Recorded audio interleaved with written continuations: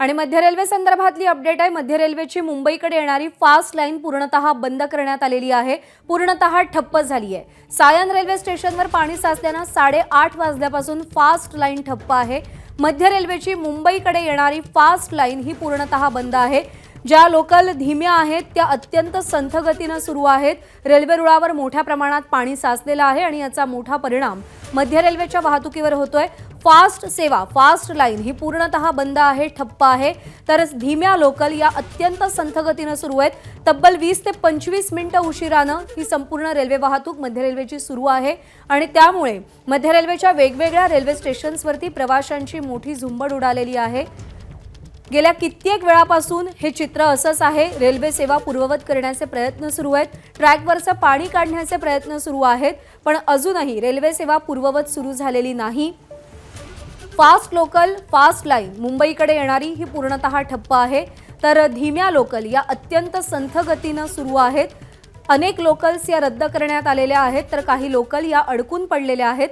सकाळी 8:30 वाजताची कुर्ला स्टेशन जवळची ही दृश्य आपण पाहतोय।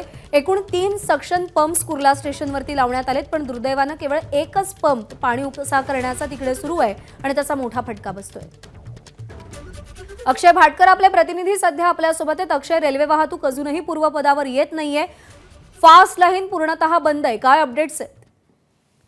सायन स्थानकाच्या दरम्यान फास्ट ट्रॅक जो आहे त्याच्यावर पाणी साचलेलं आहे आणि ते जे पाणी आहे ते धोक्याच्या पातळीच्या वर आहे। त्याच्यामुळे सध्या पूर्णतः वाहतूक जी आहे 8:30 वाजल्यापासून बंद करण्यात आलेली आहे आणि त्यामुळे सर्व ज्या मेल एक्सप्रेस गाड्या असतील किंवा लोकल असतील त्या सर्व गाड्या या स्लो ट्रॅकवर वळवण्यात आलेल्या आहेत। अगदी ठाण्यापासून सुटल्याच्या नंतर सर्व गाड्या या मुलुंड स्थानकाच्या आधीच स्लो ट्रॅकवर वळवण्यात येत आहेत आणि त्याच्यामुळे अतिशय धीम्या गतीने वाहतूक ही स्लो ट्रॅकवरून सुरू आहे, तर फास्ट ट्रॅकवरची वाहतूक ही सध्या तरी पूर्णतः बंद आहे। मुंबई CSMT दिशेने जाणारी जी वाहतूक आहे ती पूर्णतः बंद आहे। सायन स्थानकातलं ज्यावेळी पाणी कमी होईल, त्याची पातळी कमी होईल, त्याचवेळी ही वाहतूक पूर्णतः सुरू होईल। मात्र सध्या तरी अनेक एक्सप्रेस गाड्या ज्या आहेत त्या लोकल आणि एक्सप्रेस गाड्या या स्लो ट्रॅकवर मुंबईच्या दिशेने जाण्यासाठी एका मागे एक उभ्या आहेत आणि अतिशय धीम्या गतीने सध्या सोडल्या जात आहेत। त्याच्यामुळे बंचिंग होण्याची देखील शक्यता निर्माण झालेली आहे CSMT स्थानकामध्ये।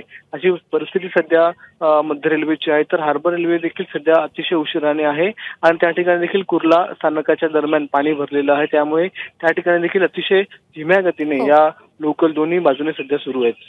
अक्षय, अपडेट जाणून घेत राहू। सध्या धन्यवाद दिलेल्या माहितीसाठी। नमस्कार। मनसुद्धा तुझं ही ABP माझावरची वेगळीच मालिका खूप गाजली। हिचा दुसरा सीझन केव्हा येणार अशी अनेकदा विचारणा झाली, पण आता प्रतीक्षा संपली। लवकरच येतोय सीझन 2 मनसुद्धा तुझं।